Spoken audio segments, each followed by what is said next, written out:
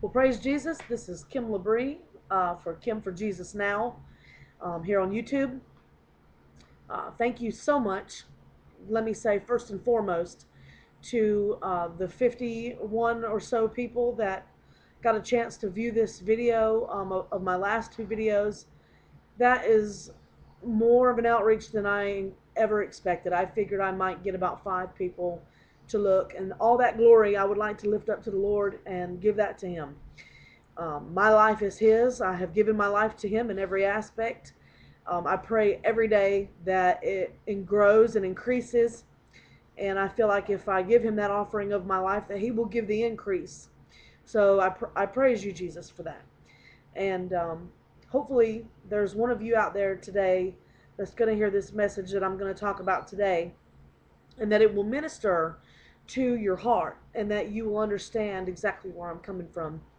A lot of you, like I've said before in my past video or videos, um, a lot of you knew me when I was not a very good person, very dirty person inside.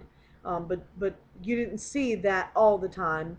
And a lot of people don't see that because we live in the world and we're of the world, because that's all we know. We were born into the world. We weren't born into heaven.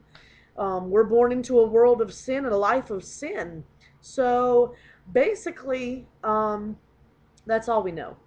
And we become accustomed to the customs of this world, and we start to model ourselves after things of the world. And, our hearts get hardened, and our views on life and forgiveness and anger, something that I definitely struggle with. I don't struggle so much with forgiveness, but as a human being, people say, "Well, you're a Christian." I've heard that many times being said to Christians. Well, you're a Christian, you shouldn't feel that way, or you shouldn't say. We're not in heaven yet. We're not. We have human emotions just like anyone else, and until you take the Lord as your Savior and you become a Christian, you can begin to understand the struggle between your spirit and your flesh. And it is a struggle. It is. But it is a definite line of knowing what is right and what is wrong. Um, and that line is not skewed, believe me. When you're in the world and you're born in the world and you're of the world and you're living in the world, that line is very gray. We all, have a moral sense, at least most of us, of right and wrong. Um, we go through our lives and we try to do what's best. And a lot of us use the saying, well, I'm a good person, and as long as I'm a good person, I'm sure that God honors that. And I'm sure that He does, to a point. I'm sure He does want us to be good people. That is what He wants. But most of all, He wants us to love Him. And I believe in my heart to be as forgiving, going back to the forgiveness that I wanted to talk about, to be as forgiving as He has been to us. Um, a lot of times when somebody does you wrong, and you live in the world, and you're of the world, you're born into the world, and you're not saved, and even those that are can relate to this very much. When somebody does you wrong, you feel that little bit of anger that will rise up into you. The Bible says that God is slow to anger, and a lot of us can't even imagine what that feels like, to be slow to anger, because so many small things will make us angry. People have been downed and killed in a road over road rage. Get out of their car in the road and pull someone, another human being, another life, not knowing what they're going through, their struggle, where they're headed to, what's been going on in their day, what possibly could be going on in their body. Pull them out of a car and have been known to down them and beat them about their body for just simple driving mistakes, because we are not slow to anger. And the Lord wants us to be holy and Christ-like. In order to do that, we have to ask Him to enter into us. So, like I said, a lot of you knew the person that I used to be, and I hope that this ministers to your heart, because I was a very angry and confused person, human being, very. very angry and very confused. Angry because I'd been abused. Angry because I felt like nothing good was ever going to come to me, that I didn't have to fight tooth and nail for. But that was just life and the life that we had. I knew there was a God, like we all, I'm sure, know. I've heard people relate to him in knowing as a supreme being. And I'm sure that he is supreme. A being, no, he is a spirit. So with me being so confused, and people who are not saved and who have not asked Jesus into their life to clear the confusion, you are very angry and you're very confused. And forgiveness just isn't on your top priority list. It's not. Um, when we get angry about a situation, it can get so ugly. We have so many murders. We have so many rapes and so many deaths and so many burglaries that, and things that I've been involved in personally. A lot of I used to be a drug dealer and a drug doer. Um, Greenville County has seen my face so many times. I have been to prison. I have been in a place where I felt like, and honestly, that the only person who could ever hear me would be God. And I didn't know if he was listening anymore because I had asked him so many times for such petty little things. God, help me out of this. And see, the thing about it is before you're saved, is you don't realize that God is very merciful. He is so merciful. You don't need to be saved for him to shed his mercy upon you because he loves you. Jesus died for all of us. But the one thing that we were born into this cruel world with, the one thing that we have, that we are promised when we're born into this world, is a gift of free will. We have that. We have this thing called a choice. And we can use our choice to live our lives serving ourselves selfishly. We can use it to serve others. There's a lot of people who have dedicated their lives to serving others. And I love that. I love the fact that we have servants. But if it is not done through God and it's not been through his hands first, how do you know that's what you're supposed to be doing? You don't.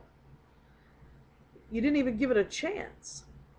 And sometimes it takes being so low. You're on your back. You're on your back and you're down on the ground as low as you can be. And the only place that you have is to look up. And I'll tell you this, to be that low, to be in a prison cell where all they give you as a possession is one cup and one plastic spork. That's all you have. That's it. You're allowed to have daily bread tracts and a Bible. Of course, you're allowed to have those things. But they take the staples out of the daily bread, of course. But that's all you can have, and a plastic comb.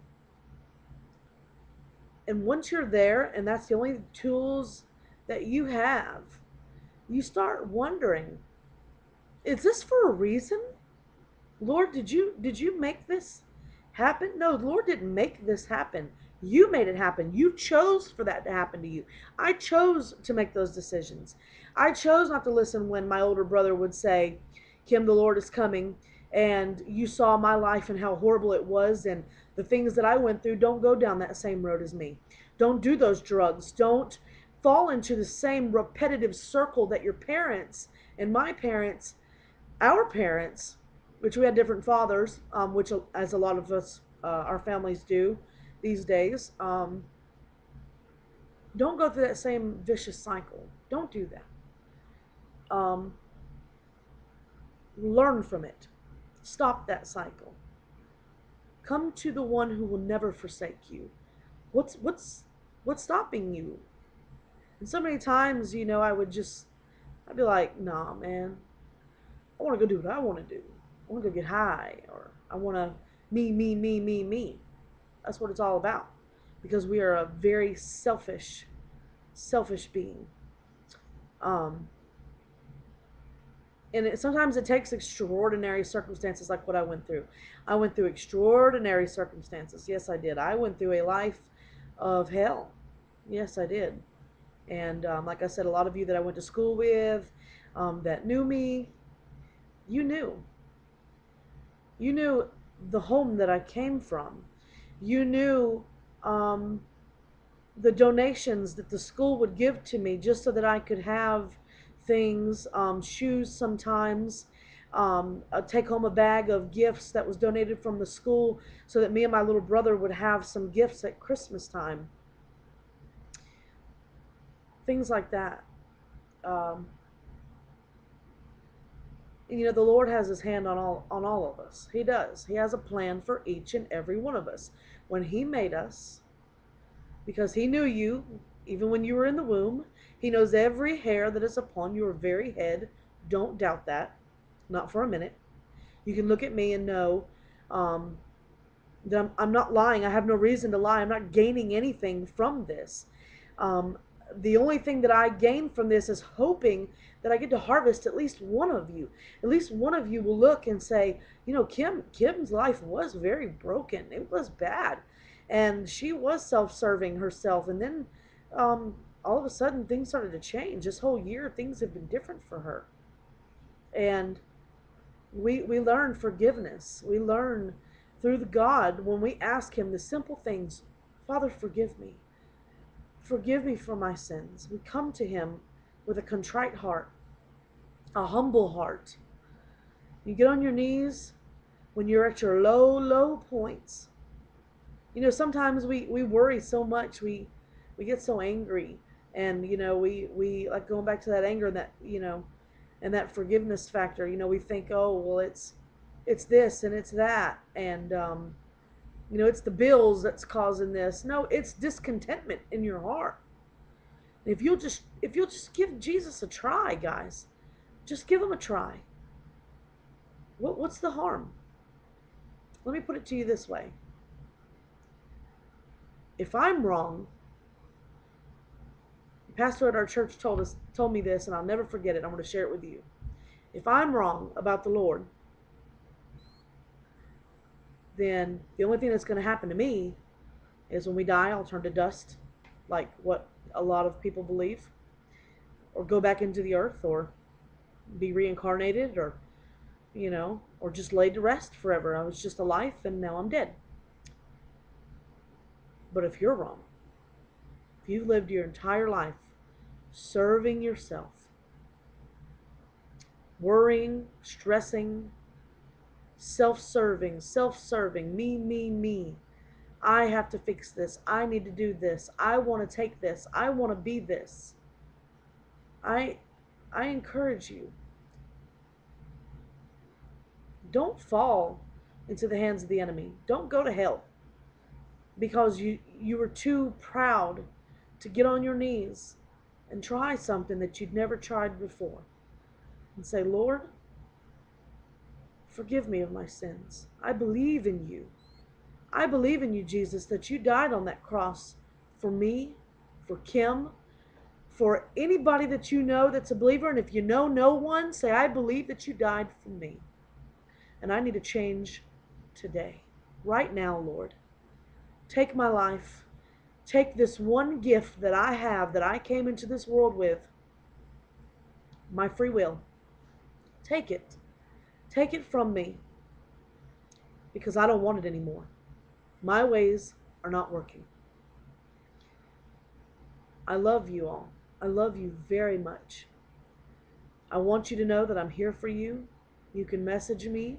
You can contact me on Facebook, Kim Labrie. But know this, forgiveness is for all. He died for me. He died for you. And it's just an asking away. It's just an asking away. He paid that price. You don't have to pay anything for it. You don't.